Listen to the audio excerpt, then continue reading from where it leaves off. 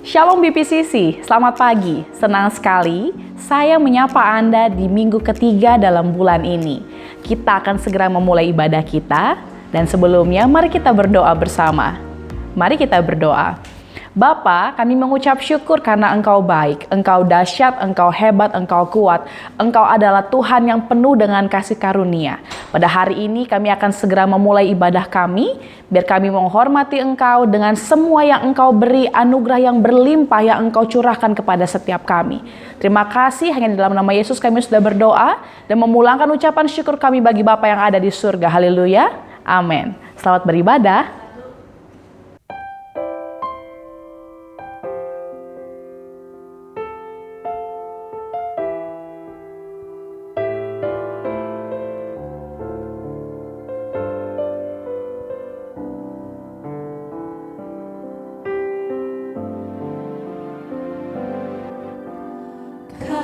Kasih yang sempurna telah ku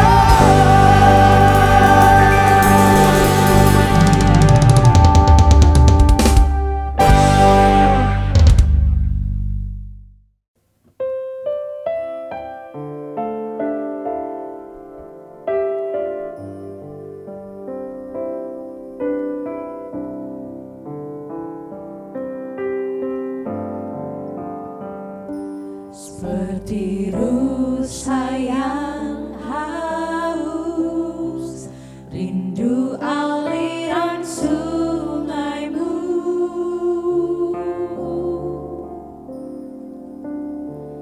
Hatiku tak tahan menunggumu.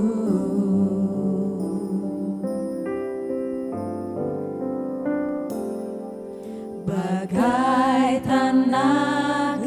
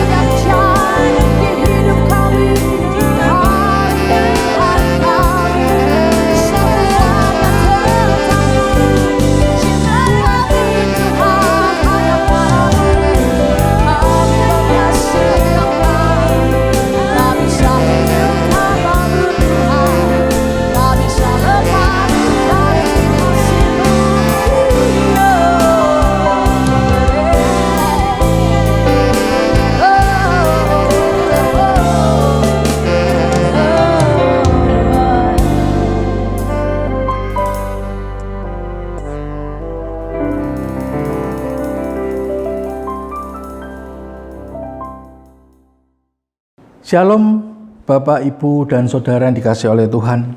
Hari ini kita akan melanjutkan apa yang sudah saya bahas dalam sharing saya sebelumnya mengenai menerima Yesus. Dalam pembahasan saya yang lalu, saya menjabarkan tentang Injil Yohanes pasal pertama ayat 1-12 tentang bagaimana seharusnya kita menerima Yesus secara benar. Dan di dalam ayat-ayat itu dijelaskan tentang siapa sebenarnya Tuhan Yesus. Ya, dialah pencipta alam semesta, dialah pencipta kita, karena tidak ada satupun yang jadi kalau bukan karena dia yang menjadikan. Jadi kita harus sadar bahwa kita ini adalah makhluk ciptaan yang diciptakan oleh Tuhan Yesus. Sehingga sehari-hari kita ini berurusan dengan pencipta kita. Pahami itu Bapak Ibu. Ya. Sejak awal kita ini memang miliknya dan harus hidup dalam penguasaannya, dalam subordinasinya. Jadi kita sejak awal memang bukan milik kita sendiri. Sejak awal kita ini adalah milik Yesus. Nah, pada waktu manusia jatuh dalam dosa, maka manusia ini menjadi pemberontak di hadapan Allah. Ya, dosa itu membuat kita putus hubungan dengan Allah. Maka Tuhan Yesuslah yang kemudian datang untuk menebus kita, sehingga kita dipulihkan hubungan kita dengan Allah. Ya. Jadi kalau kita menyebut Yesus sebagai Tuhan dan Raja, yang jadi pertanyaan adalah, apakah sikap hati, perkataan, dan tindakan kita sudah demikian? Sebab banyak orang memanggil Yesus Tuhan, banyak orang memanggil Yesus, menyembah Yesus sebagai Raja, tetapi dalam sikap sehari-harinya tidak menunjukkan hal demikian. Menyebut Tuhan, menyebut Raja tanpa ada rasa hormat di dalam dirinya. Dan ya harus diakui bahwa seringkali orang menyebut Yesus Tuhan itu karena menganggap Tuhan Yesus adalah pribadi yang memiliki kuasa lebih besar sehingga bisa mewujudkan keinginan-keinginan yang kita nggak mampu lakukan gitu. Ya. Tuhan berkati aku, nanti kalau aku sembuh Tuhan aku akan datang melayani engkau. Itu kan perkataan yang biasa kita dengar. Padahal kalau kita menyebut dia Tuhan, pahami perkataan Tuhan, pahami perkataan Raja, bagaimana sikap kita seharusnya? Ya. Jadi kalau kita berbuat begitu, Bapak Ibu, memperlakukan Tuhan Yesus dengan seakan-akan kita membutuhkan berkatnya, kita minta, ya, nggak salah sih meminta berkat itu nggak salah. Tapi kalau kita menyebut dia itu Raja, menyebut dia itu Tuhan, artinya pada waktu kita berdoa pun itu harus didasari oleh pemahaman ini. Bahwa kalau Tuhan menjawab atau tidak menjawab, itu adalah kehendak Bapa, kehendak Tuhan. Ya. Nah, jadi jelas kita memahami sekarang siapa Tuhan Yesus, bahwa dia adalah pencipta, dia adalah Tuhan dan Raja kita yang harus kita sembah dan harus kita hormati dan patuhi, taati secara mutlak. Ya. Nah, sekarang kita akan fokus pada Yohanes pasal pertama ayat yang ke-12. Berbunyi demikian. Tetapi semua orang yang menerimanya, menerima dia sebagai Tuhan, menerima dia sebagai pencipta tadi, diberinya kuasa supaya menjadi anak-anak Allah, yaitu mereka yang percaya dalam namanya.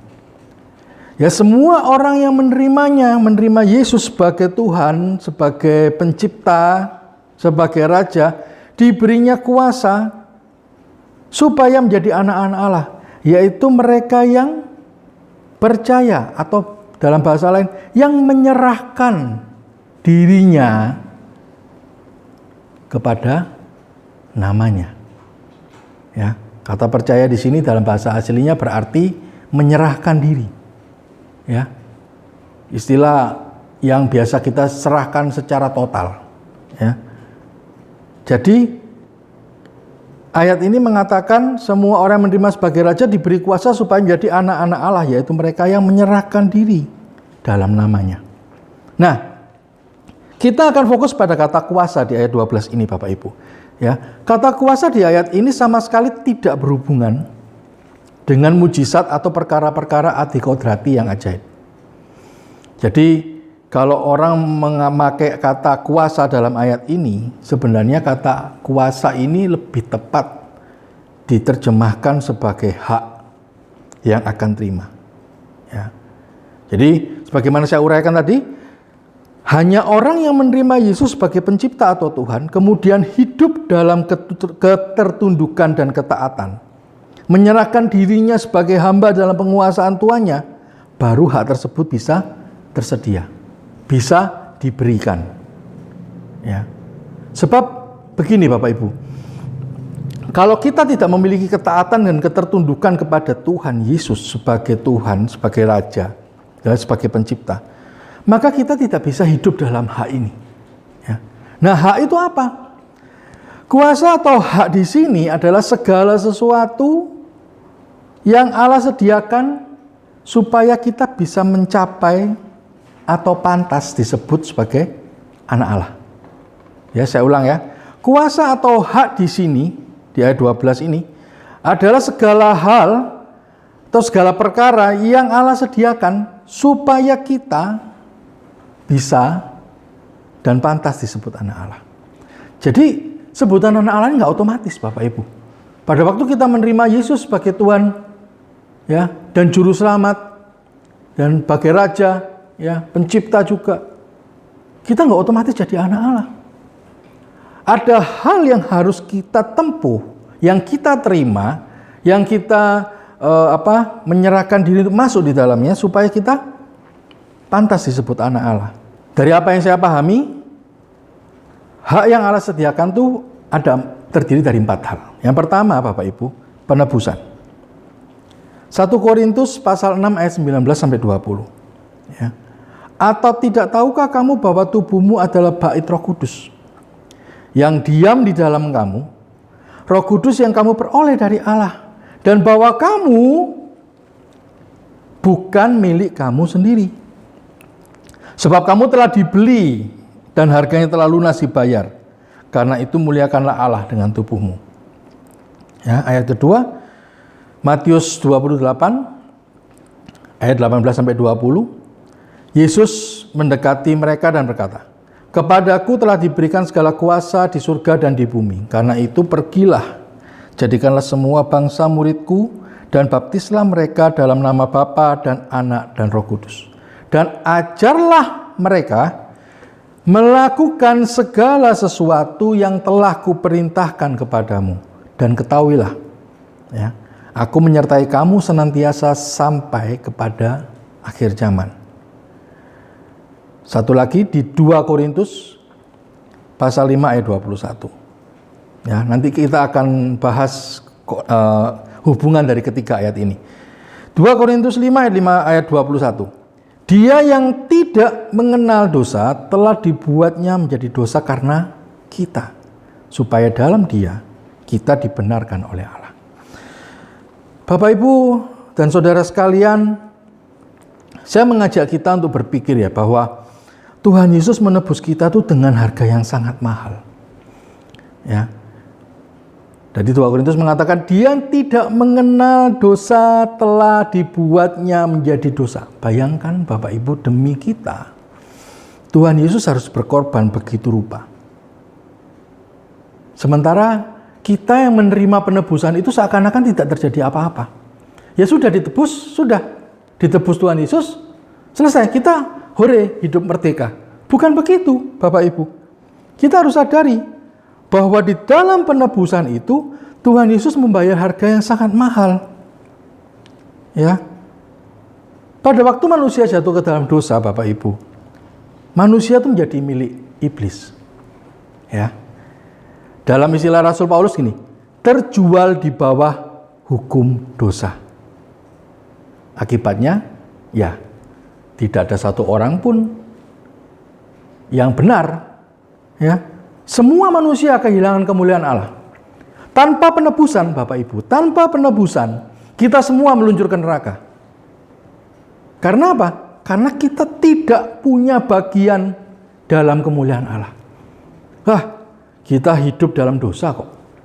Ya, daging kita ini dosa semata-mata. Maka penebusan ini adalah pembuka jalan, ya, untuk pemulihan hubungan kita dengan Allah.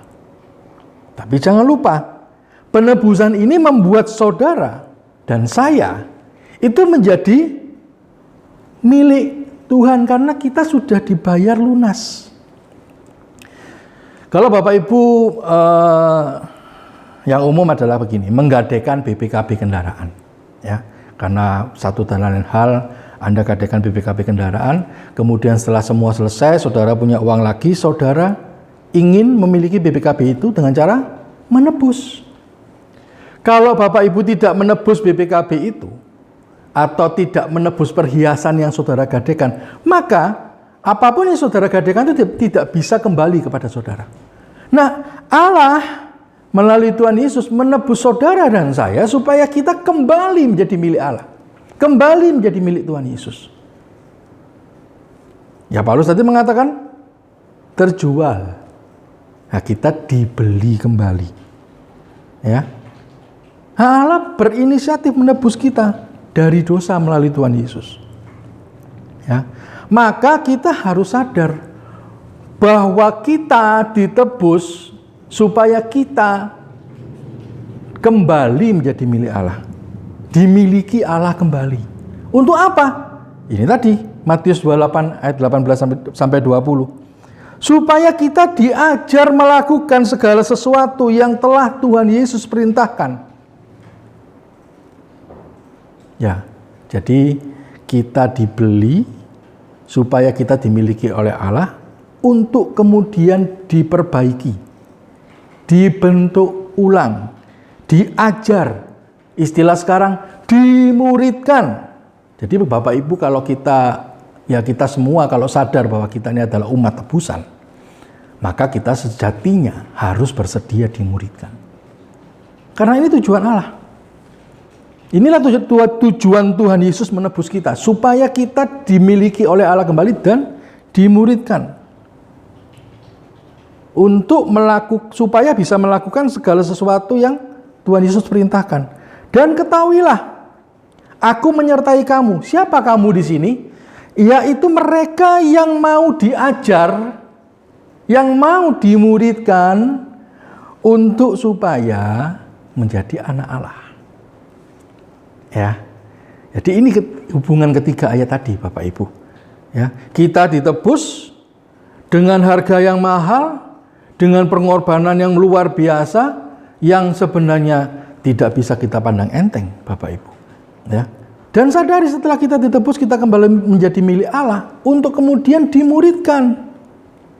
Nah, kepada orang-orang dimuridkan inilah Tuhan Yesus berjanji, aku menyertai kamu senantiasa sampai kepada akhir zaman. Jadi maaf, ya, kalau kita mengatakan Allah menyertai, Tuhan Yesus menyertaimu, itu tidak bisa kepada sembarang orang, Bapak Ibu. Ya. Tidak bisa kepada sembarang orang. Hanya kepada orang yang mau diajar untuk melakukan segala sesuatu yang telah Tuhan Yesus perintahkan.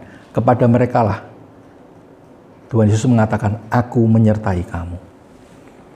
Ya. Nah, sadari kita adalah umat tebusan. Nah, kita menjadi milik Allah. Ya. Dididik, diajar supaya bisa melakukan segala sesuatu yang Tuhan Yesus perintahkan. Ya. Nah, yang kedua, hak yang kedua yang Allah berikan untuk kita supaya kita bisa menjadi anak Allah adalah Roh Kudus. Kita buka di dalam Yohanes 16 ayat 13. Tetapi apabila Ia datang, yaitu Roh kebenaran, Ia akan memimpin kamu ke dalam seluruh kebenaran.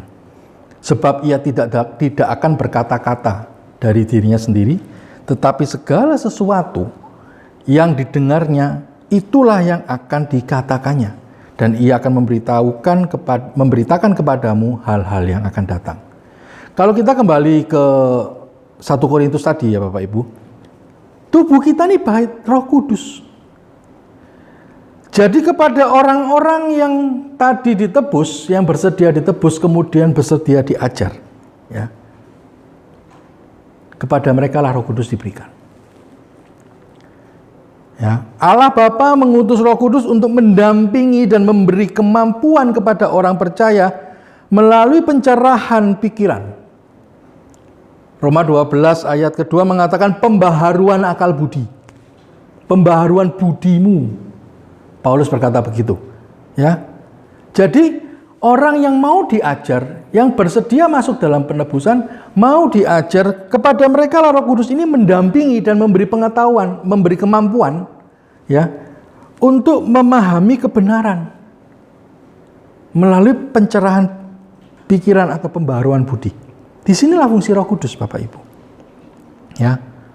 Supaya kita bisa melakukan apa yang baik, yang berkenan, bahkan yang sempurna, sebagaimana yang dikehendaki oleh Allah Bapa. Nah, pendampingan ini yang membawa kita kepada kebenaran. Jadi Bapak Ibu Saudara sekalian, yang jadi masalah, ya, Roh Kudus ini adalah pribadi yang lemah lembut. Ini problem. Roh Kudus itu nggak pernah maksa, ya.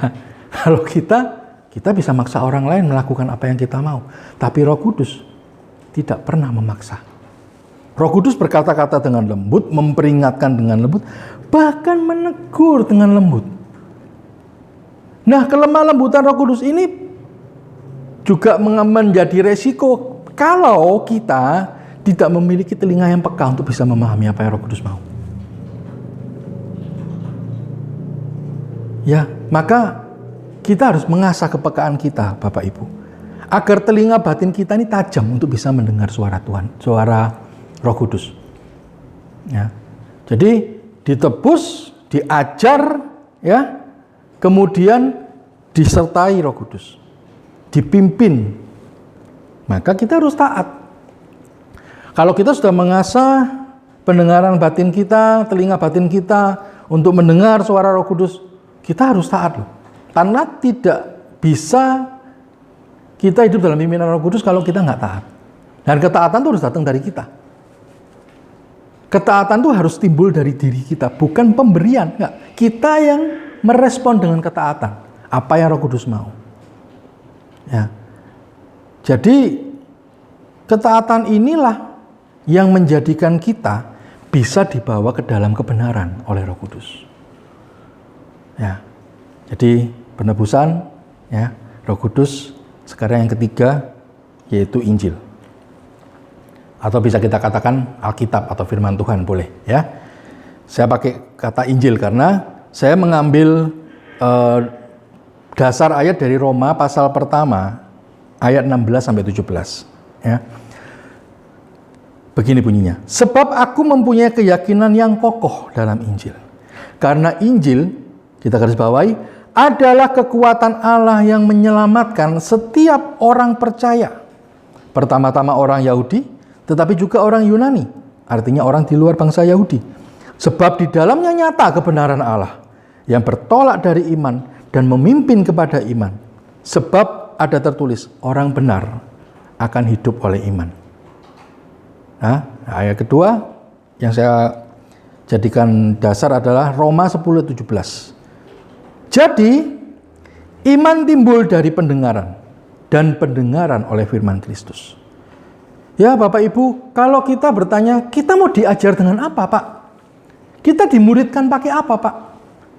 Tadi kan Bapak bilang, kita ditebus, kemudian kita ditebus untuk dimiliki oleh Allah, untuk diajar segala sesuatu yang Tuhan perintahkan. Diajar apa Pak? Ya ini, Injil, firman Tuhan. Ya, sehingga timbul iman. Iman ini juga memiliki arti sama seperti percaya, yaitu penyerahan diri kepada Tuhan. Jadi kalau kita mengatakan kita beriman tapi kita tidak hidup dalam penyerahan diri kepada Tuhan, itu tandanya Anda belum beriman. Ini Injil, belajar firman Tuhan. Saya sudah berkali-kali, dan ini saya kampanyekan kemana-mana, bacalah Alkitab, Bapak Ibu. Ya, karena firman ini, Alkitab ini adalah kebenaran. Dan melalui kebenaran inilah Roh Kudus memimpin kita. Salah satu tugas Roh Kudus itu adalah mengingatkan, betul ya? Mengingatkan segala sesuatu yang Tuhan ajarkan. Jadi bukan perkara mudah, Bapak Ibu. Kita nggak bisa menganggap remeh. Kalau kita tidak membaca Alkitab, tidak memahami isi Alkitab, bagaimana Roh Kudus bisa mengingatkan kita? Ya, ini loh kebenarannya. Ini kebenaran. Kalau dikatakan Roh Kudus membawa kita kepada segala kebenaran, ini kebenarannya. Bagaimana dia bisa membawa kita kepada kebenaran ini kalau kita tidak pernah mempelajari apa yang menjadi dasar kebenaran itu. Jelas di sini dikatakan Injil, firman Tuhan atau Alkitab. Ya. Jadi Bapak Ibu Saudara sekalian, kita ini harus membaca Alkitab supaya akal budi kita ini dibaharui dan Roh Kudus bisa berperan, ya. Kalau enggak bisa. Bagaimana Tuhan mengingatkan, bagaimana Roh Kudus bisa mengingatkan sesuatu hal yang berhubungan dengan kehidupan kita tanpa kita mengerti ayatnya ada di mana. Paling tidak kita mesti baca. Ya, Bapak Ibu. Seperti saya juga sering ngomong, 1 hari 5 pasal, ya, baca 1 tahun selesai. Setelah itu ulang lagi Kejadian sampai Wahyu. Ya, tidak perlu bingung untuk menafsirkan, baca saja dulu. Ya, dan waktu saya menguraikan soal menerima Yesus, saya juga sudah bahas soal ini. Ya, jadi baca Alkitab. Karena Roh Kudus tidak bisa mengingatkan kalau kita nggak punya bahannya, dan itu adalah bagian kita untuk melakukan, Bapak Ibu. Dan kita ini harus bersyukur, ya. Sebab kita ini dilahirkan di zaman di mana Alkitab sudah ditulis secara lengkap. Bahkan sudah dikanonkan, dipilih oleh bapak-bapak gereja supaya menjadi satu pola pikir, satu kesatuan yang bisa membawa kita menuju sasaran yang Allah Bapa mau, yaitu menjadi anak Allah tadi. Sehingga memudahkan kita untuk belajar, Bapak Ibu. Kita nggak harus, kalau di zaman rasul-rasul dulu ya, atau zaman gereja-gereja awal, nggak ada Alkitab. Mereka menulis di atas kertas yang dari papirus, dan itu disimpan di satu tempat. Jadi kalau seandainya Rasul Paulus butuh referensi ayat, dia nyuruh Timotius pergi dong ke tempat itu, ambil dong. Wah, bisa naik kuda tuh Bapak Ibu. Ya, karena pada zaman itu belum ada Alkitab lengkap seperti hari ini. Bisa bergulung-gulung itu, dan bawanya pakai peti.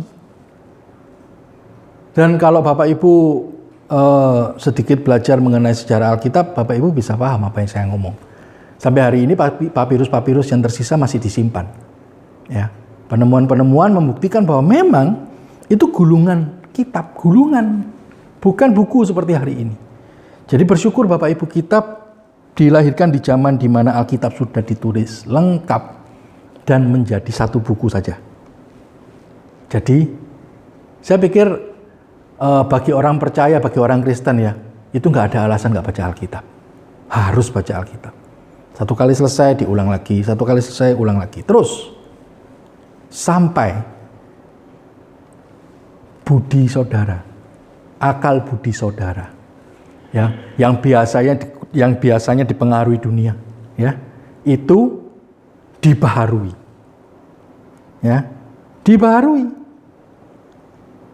Janganlah engkau menjadi serupa dengan dunia ini, tapi perbaharui akal, perbaharuilah budimu. Itu yang Rasul Paulus bilang di dalam Roma 12 ayat 2. Ya. Jadi supaya kita mengerti kehendak Allah. Ya, jadi itu. Yang pertama tadi penebusan, yang kedua tadi Roh Kudus, yang ketiga Injil, dan yang keempat adalah penggarapan Allah. Bapak Ibu Saudara sekalian, sampai hari ini memang Allah masih bekerja. Tuhan Yesus masih bekerja. Ya. Bahkan di dalam kehidupan kita, mereka melalui Roh Kudus masih memantau kita, mengarahkan kita, membimbing kita. Ya. Jadi tidak ada alasan bagi kita untuk, wah saya nggak diajar Pak, nggak mungkin. Di sini kita baca di dalam Roma 8 ayat 28 sampai 29. Ya. Kita tahu sekarang bahwa Allah turut bekerja dalam segala sesuatu untuk mendatangkan kebaikan bagi mereka yang mengasihi Dia, yaitu bagi mereka yang terpanggil sesuai dengan rencana Allah.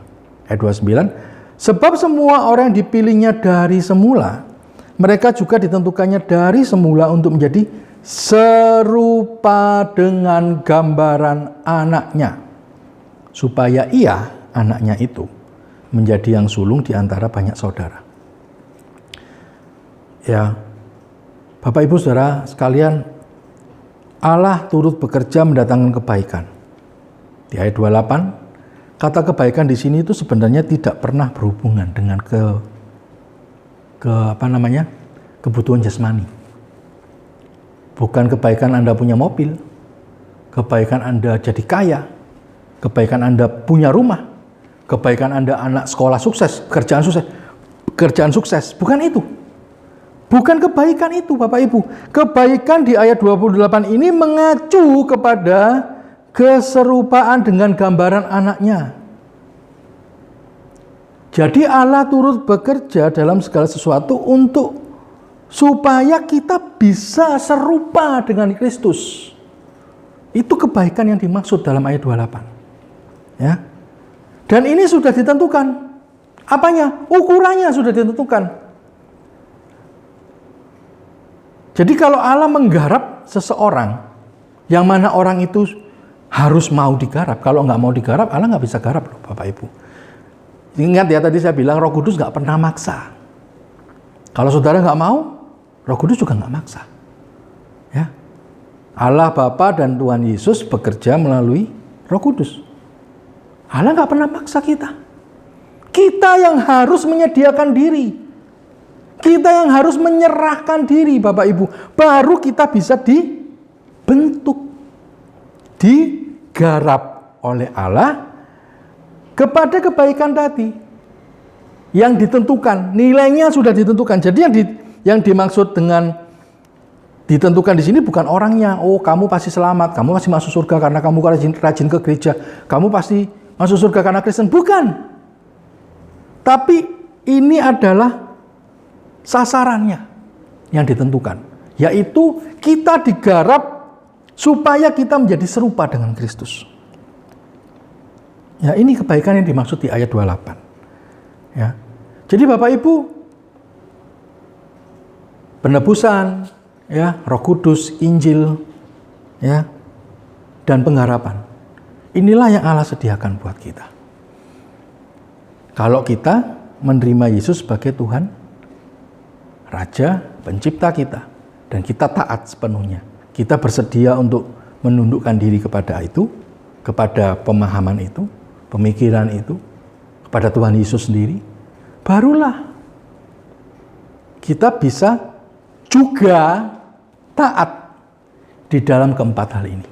Kita bersedia menjadi umat tebusan, menjadi hamba. Kita bersedia hidup dalam ketaatan kepada Roh Kudus. Kita bersedia mempelajari firman Tuhan dan bersedia digarap supaya kita bisa menjadi serupa dengan Kristus. Ya, Bapak Ibu. Jadi itulah hak yang Tuhan sediakan buat kita. Nah, saya akan menutup sharing hari ini dengan dua ilustrasi yang walaupun tidak mewakili secara tepat, tapi saya harap bisa memberikan gambarannya. Yang pertama, kalau seorang raja memiliki seorang anak, seorang pangeran yang kemudian dia dijadikan putra mahkota, ya, maka kalau raja itu adalah raja yang benar, ya, putra mahkotanya akan disiapkan untuk menjadi calon raja yang benar. Raja yang benar akan mempersiapkan putra mahkota. Ya, akan menjadi raja yang arif dan bijaksana, yang tidak menyusahkan rakyat. Mungkin pada waktu kecil, pada waktu dia lahir, sadar saya ini lahir sebagai pangeran. Ya, hidup berkelimpahan dalam kekayaan yang luar biasa. Segala sesuatu yang dia minta ada. Ya. Oke, sampai usia tertentu dia mungkin bisa begitu. Anak raja. Ya. Nah, kita nggak bisa berhenti sampai di situ. Nah, banyak orang Kristen hari ini merasa sebagai anak raja berhenti sampai di situ. Lupa bahwa seorang anak raja yang akan memerintah bersama-sama dengan raja atau bakal menjadi raja itu harus diajar, harus dididik, harus dibekali oleh segala hal yang diperlukan supaya dia menjadi raja yang pantas. Pangeran waktu kecil bisa main-main, ya. Jadi waktu raja memimpin rapat atau sidang bersama para menteri, ini anak kecil nih ya, pangeran kecil ini bisa saja lolos dari pengawasan para dayang dan pelayan istana, lari menuju tata bapaknya, naik ke tahtanya, tarik-tarik mahkota bapaknya. Boleh nggak? Mestinya nggak boleh, Bapak Ibu. Tapi namanya anak kecil, ya, dia tarik tuh jenggot bapaknya, tarik itu ini, ya, menterinya sih nggak bisa ngomong apa-apa. Menterinya cuma tunduk-tunduk aja. Itu pangeran umur 5 tahun. Tapi kalau pangeran umur 30 tahun gimana? Apa dia seperti itu juga? Itu idiot namanya. Pangeran umur dewasa, dia sudah dipersiapkan sejak umur tertentu. Diajar menulis, diajar membaca, diajar ilmu sastra, diajar sejarah, diajar ilmu ekonomi, ya, bahkan ilmu perang. Bagaimana mengendalikan pasukan, memimpin pasukan, bagaimana dia sendiri harus punya ilmu bela diri yang mumpuni, yang bisa membela dirinya. Dan itu diajarkan semua Bapak Ibu kepada pangeran ini tadi. Sampai umur tertentu dia lulus dari semua ilmu itu. Bahkan ujiannya bukan mustahil ya, dia dikirim ke medan perang untuk memberantas pemberontakan misalnya. Atau dia dipimpin ke satu daerah terpencil yang mungkin miskin atau gimana, dia harus membuat desa itu jadi makmur atau tempat itu jadi makmur. Ya, bukan mustahil dia juga menyamar jadi rakyat jelata untuk mengetahui bagaimana sikap rakyat kepada rajanya atau kepada dirinya. Itu raja yang benar. Bukan pencitraan Bapak Ibu. Bukan sekedar duduk di tahta jadi raja, enggak. Dia benar-benar memahami menjadi raja yang benar, ya. Bukan raja yang lalim ya, raja yang benar yang kemudian bisa memerintah rakyat dengan arif dan bijaksana. Nah, pada saat usia dewasa, dia tidak lagi lari seperti tadi waktu umur 5 tahun. Kalau dia belum jadi raja, dia jadi putra mahkota yang sudah lulus, sudah siap menjadi seorang raja. Pada waktu rajanya sudah tua, memimpin sidang di hadapan para menteri, maka pangeran ini akan berdiri di sebelah raja itu, pegang pedangnya, mendampingi bapaknya. Selain untuk belajar bagaimana harus sidang, dia menunjukkan bahwa dia siap menjadi raja, meneruskan ayahnya. Ini dalam konteks raja yang benar loh ya, dan pangeran putra mahkota yang benar. Nah, apa yang diterima oleh putra mahkota ini adalah hak istimewa yang hanya diterima oleh calon raja. Tidak bisa rakyat jelata menerima ini, nggak bisa. Ya, sama. Penebusan, Roh Kudus, Injil dan pengharapan itu hanya diberikan sebagai hak istimewa kepada mereka yang menyerahkan dirinya untuk menjadi anak, untuk bisa dibentuk menjadi anak Allah. Enggak semua orang. Sekalipun Anda Kristen, sekalipun Anda sudah dibaptis, ya, tapi kalau Anda tidak mau tunduk kepada Allah, ya, mungkin kita tidak bisa menikmati berkat ini, hak istimewa ini, ya. Bahkan nggak mau tahu. Yang kedua, ilustrasi yang kedua adalah begini. Ada seorang kaya, konglomerat, ya, Kemudian dia mengadopsi seorang anak gelandangan. Anak gelandangan ini adalah seorang anak kecil yang tinggal di tempat kumuh, bajunya compang-camping, ya, nggak punya orang tua, yatim piatu, jadi nggak ada yang ngajarin dia bagaimana harus hidup. Ya. Kemudian diadopsi oleh orang kaya ini. Ya. Kemudian setelah diadopsi, ya dia menerima segala fasilitas yang dimiliki oleh orang kaya, termasuk kekayaannya, ya. Mau makan apa ada, nggak harus kelaparan seperti dulu, ya. Baju yang bagus, ya, yang pantas. Kemudian dia harus bersih, rapi, gitu ya. Nggak bisa dong dia di rumah bapaknya yang segede itu, semewah itu, kemudian tampil dengan baju compang-camping yang nggak jelas. Nggak bisa. Dia harus diajar untuk menjadi pantas sebagai anak orang kaya itu. Dan dalam perjalanannya di usia tertentu, dia disekolahkan. Bahkan sampai ke luar negeri. Untuk apa? Untuk kemudian bisa mewarisi perusahaan bapaknya, meneruskan kerajaan bapaknya, ya, menjadi CEO di perusahaan itu, kemudian menjalankan perusahaan supaya nggak bangkrut, ya. Karena saya pernah punya pengalaman, Bapak Ibu, ayahnya bikin perusahaan jadi besar, ya, sejak muda dia kerja dan perusahaan jadi besar. Begitu anaknya itu yang pegang, nggak berapa lama bangkrut, Bapak Ibu. Ya, saya nggak tahu kenapa bisa begitu. Tapi yang jelas perusahaan itu nggak bertahan lama, hanya 2 generasi itu. Ya, hari ini perusahaan itu sudah nggak ada. Ya, jadi anak yang diadopsi ini nggak bisa lagi hidup seperti pada waktu dia hidup sebagai gelandangan, nggak bisa. Makan sembarangan, angkat kaki, nggak bisa. Di meja makan ada table manner, ya. Bagaimana seharusnya makan dengan benar di hadapan tamu-tamu. Nggak bisa dia naik kaki makan, kecap, bunyi kecapnya itu terdengar. Sopan, diatur. Nah, ini hak istimewa juga, Bapak Ibu. Karena nggak semua anak, ya, mendapat perlakuan seperti ini. Diajar, disekolahin, bahkan mungkin dipukul supaya mau belajar, bahkan mungkin dikerasin supaya apa? Dididik begitu rupa. Kalau itu ayah yang baik. Jadi nggak mungkin dia bisa balik lagi menjadi gelandangan, nggak bisa. Karena citra dirinya sudah dirubah menjadi seorang yang memiliki kondisi yang lebih baik. Nggak bisa dia jadi gelandangan lagi, hidup di tempat kotor, nggak bisa. Dia sudah terbiasa, dirubah itu mindsetnya. Untuk hidup di tempat yang bersih, tempat yang rapi, dia sendiri pakai baju yang bagus, ya, supaya kelihatan ya pantas lah sebagai anak konglomerat, CEO perusahaan besar. Pakai jas mungkin, dia nggak bisa lagi pakai pakaian compang-camping. Ini mindsetnya dirubah, Bapak Ibu, ya. Nah, 2 ilustrasi tadi itu mengarah kepada kepantasan. Kepantasan.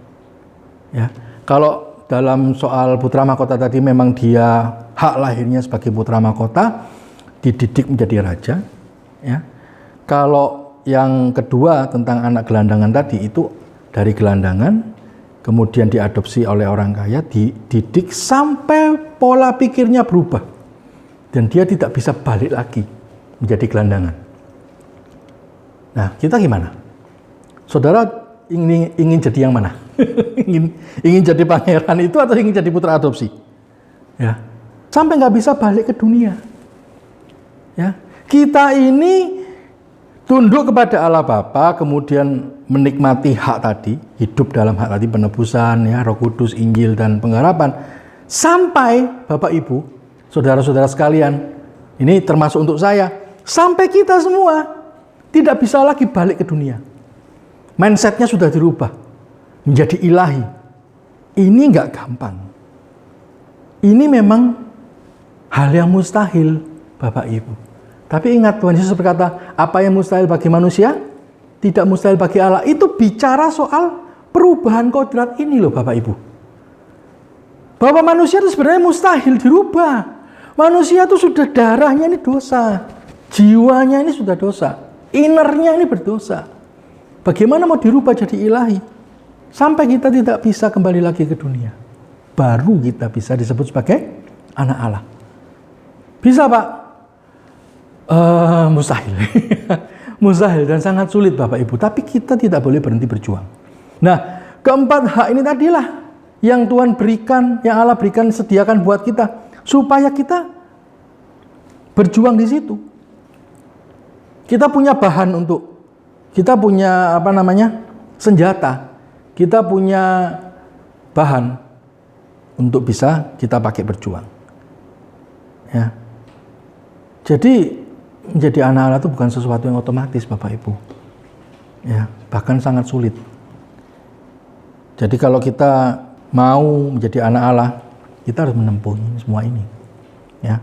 Jadi hanya orang yang menerima Yesus sebagai pencipta dan Tuhan, artinya memiliki kesadaran bahwa hidupnya adalah milik penciptanya, inilah diberi hak istimewa itu. Ya. Masalahnya kita mau nggak hidup di dalam hak itu.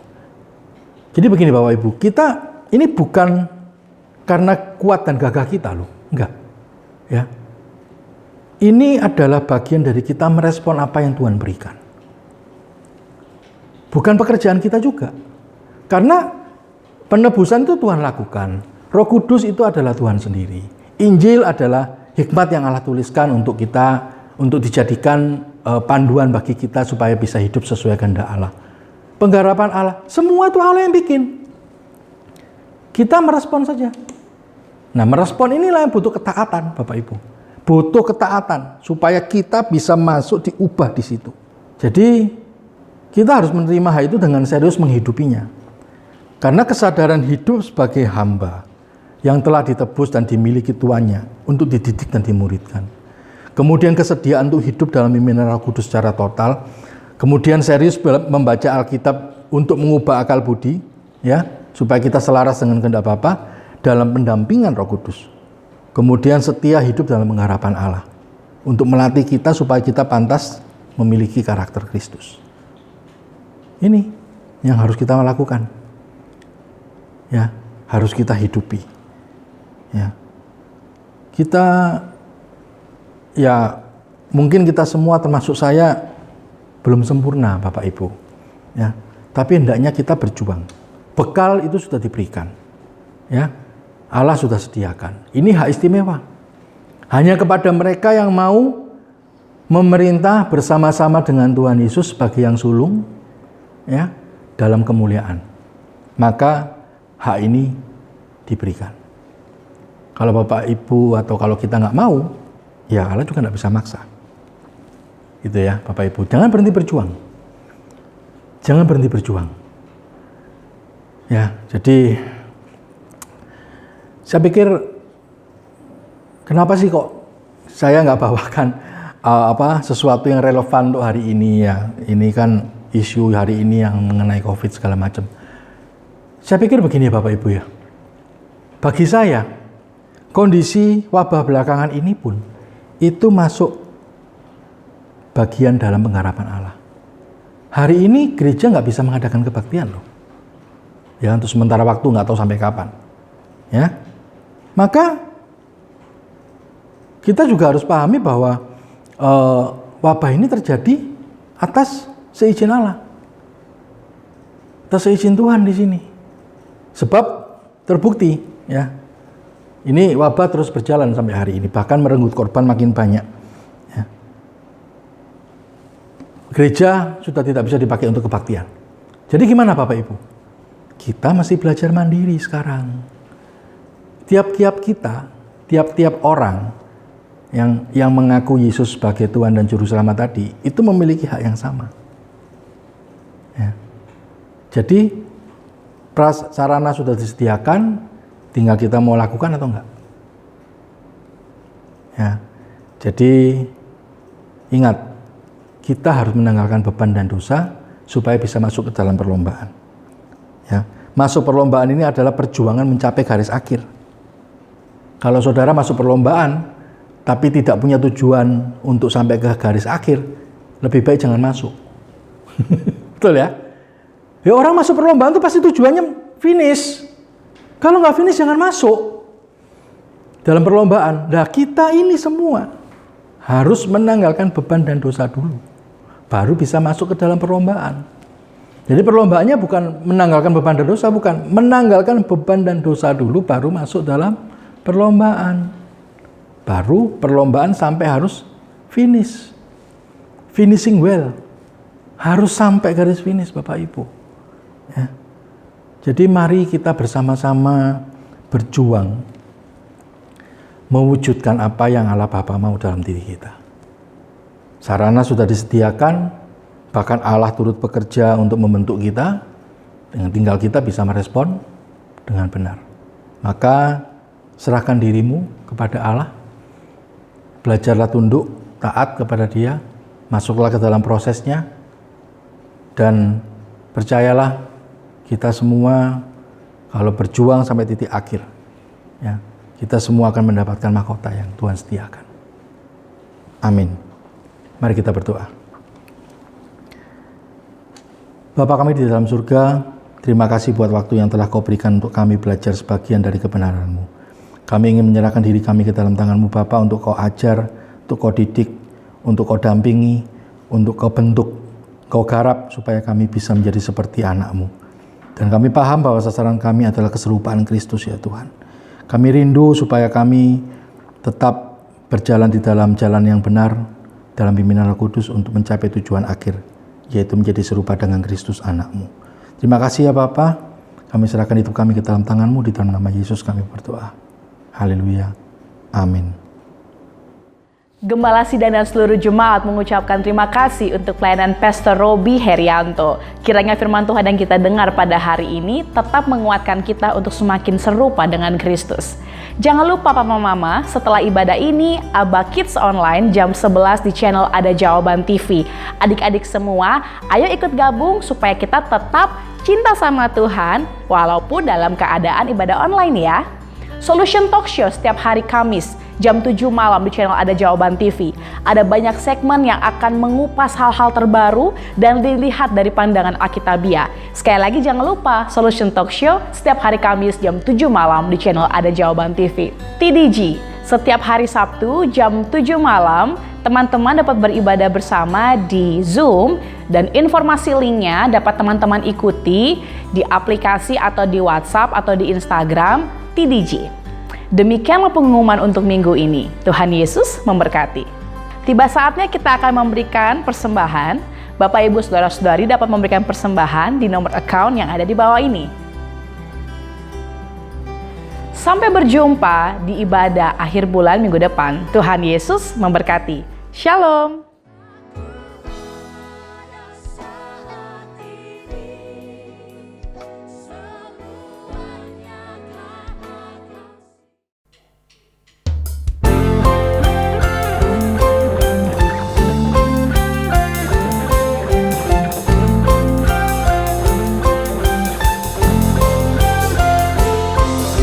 Tak terbayang kebesaran-Mu dan tak terbanding kekuatan-Mu.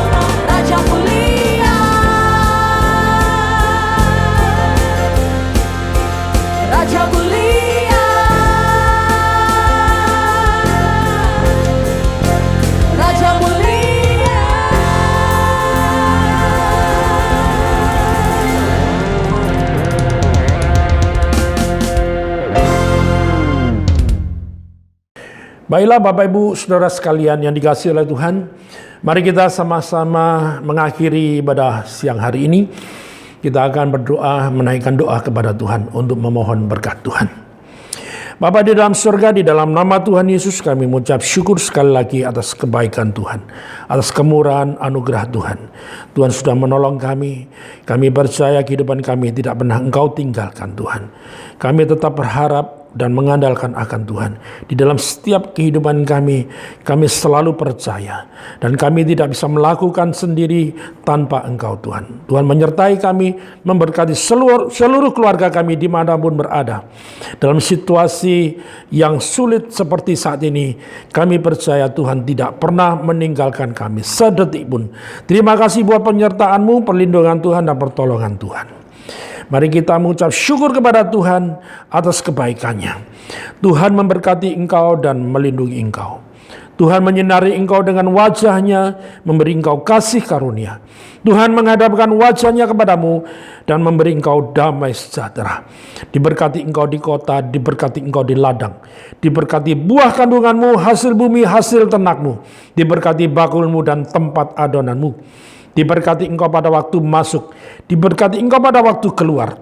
Tuhan memerintahkan berkat atasmu dalam lumbumu, dalam segala usahamu. Memberkati engkau di negeri yang diberikan kepadamu oleh Tuhan. Dan Tuhan menetapkan engkau menjadi umatnya yang kudus, seperti yang dijanjikannya dengan sumpah kepadamu, jika engkau berpegang pada perintah Tuhan dan hidup menurut jalan yang ditunjukkannya. Maka semua berkat-berkat ini akan datang kepadamu dan menjadi bagianmu jika engkau mendengarkan suara Tuhan dan hidup melakukan kehendak Bapa dengan setia. Mari seluruh jemaat Tuhan kita mengangkat tangan bersama-sama, kita menerima berkat, yaitu anugerah, damai sejahtera dan sukacita dari Bapa Surgawi. Kasih setia, kebaikan, kemurahan dan anugerah dari Tuhan Yesus. Di dalam persekutuan oleh kuasa Roh Kudus yang menuntun langkah hidup kita semua. Mulai sekarang sampai selama-lamanya.